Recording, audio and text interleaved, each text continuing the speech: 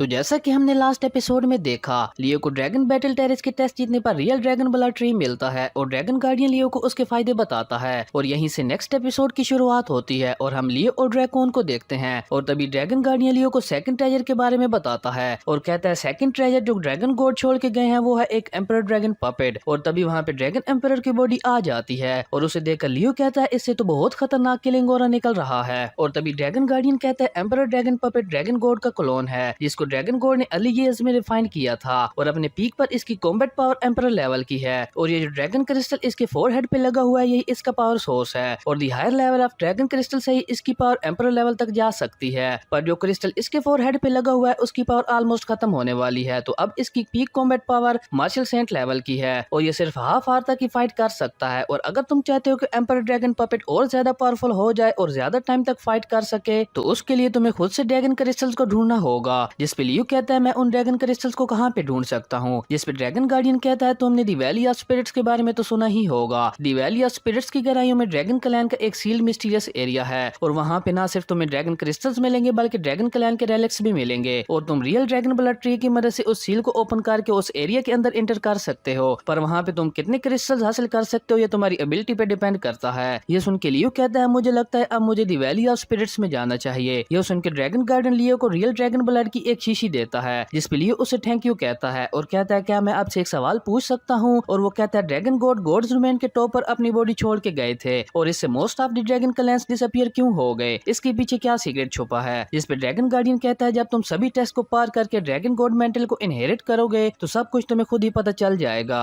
और उसके बाद ड्रैगन गार्डियन कहता है मैंने तुम्हें सारे ट्रेजर्स दे दिए हैं जो ड्रैगन गॉड छोड़ के गए थे और यहाँ पे मेरा मिशन भी अब एंड हुआ, अब मैं ड्रैगन गॉड को फॉलो कर सकता हूँ। ये सुन के लियो एक बार फिर से ड्रैगन गार्डियन का शुक्रिया अदा करता है और उस एम्परर ड्रैगन पपेट को अपने पास रख लेता है और ये देखकर ड्रैकोन बहुत गुस्से में उसकी तरफ देखने लगती है। जिस पे लियो ड्रैगन गार्डियन से कहता है क्या हो अगर मैं ड्रैगन बैटल टेरेस से जाने से पहले ड्रैकोन से अपना बदला ले लूं। जिस पे ड्रैगन गार्डियन कहता है फिक्र ना करो मैं इसके दिल से तुम्हारे लिए नफरत खत्म कर दूंगा, उसके बाद ये भी तुमसे बदला लेने के बारे में नहीं सोचेगी। और ड्रैगन गार्डियन कहता है मैं उम्मीद करता हूँ तुम ड्रैगन गॉड की एडवाइस को मानते हुए इससे शादी करोगे और इसे अपनी वाइफ बनाओगे। जिसमें लियो कहता है मैं इस बारे में सोचूंगा। और तभी ड्रैकोन पे बहुत ज्यादा एनर्जी गिरने लगती है और देखते ही देखते वो वहाँ से गायब हो जाती है। और ड्रैगन गार्डियन कहता है अब तुम्हें भी यहाँ से भेजने का टाइम हो गया है और वो कहता है मुझे उम्मीद है एक दिन तुम ड्रैगन गॉड मेंटल को इनहेरिट कर लोगे। और उसके बाद लियो पे भी उसी तरह एनर्जी गिरने लगती है और वो वहाँ से गायब होकर उसी फॉर्मेशन के पास दोबारा पहुंच जाता है और वहीं पे लू कनलन उसका इंतजार कर रहा होता है और वो लियो के पास आते हुए कहता है सो फाइनली तुम वापस आ ही गए। और लियो उसको देखकर शौक होते हुए कहता है कनलन तुम अभी तक यहीं पे मेरा इंतजार कर रहे हो। जिस पर कनलन उसे कहता है मुझे नहीं पता ड्रैगन टॉम में तुमने किस तरह के एडवेंचर किए और तुम्हें कौन कौन से ट्रेजर्स मिले, पर अगर तुम मरना नहीं चाहते तो वो सारे ट्रेजर्स मुझे दे दो।